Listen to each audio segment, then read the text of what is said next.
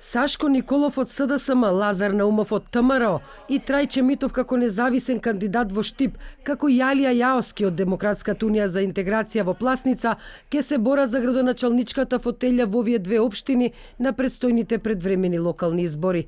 И додека подготовките за изборите се во полнек, извршниот комитет на ВМРО ДПМН денеска одлучи да не му предложи на Централниот комитет кандидати за градоначалници за учество на локалните избори во Штип и Пласница. Во соопштението до јавноста од партијата велат дека ниту една политичка кариера, особено не онаа на премиерот Зоран Заев и на министерот за транспорт и врски и поранешен градоначалник на Штип Благој Бочварски, не е поважна од здравјето на граѓаните.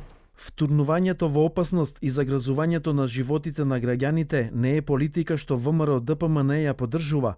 Ние се спротивставуваме на ваквите девијантни однесувања во политиката, затоа што ситуацијата со пандемијата е девастирачка и алармантна.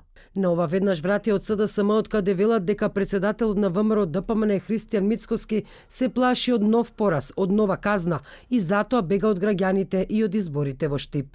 Од почетокот на пандемијата со коронавирусот, Мицкоски не ги почитува мерките и се труди да ја подкопа борбата против вирусот. Само губитник, како него, бара вонредни парламентарни избори, а бега од предвремени локални избори во Штип истовремено. По одлуката на извршниот комитет на ВМРО ДПМН да не учествува на локалните избори во Штип, се огласи фракцијата на поранешниот градоначалник на општина Аеродром Ивица Коневски, која не се откажува од намерата за одржување на вонреден конгрес на партијата.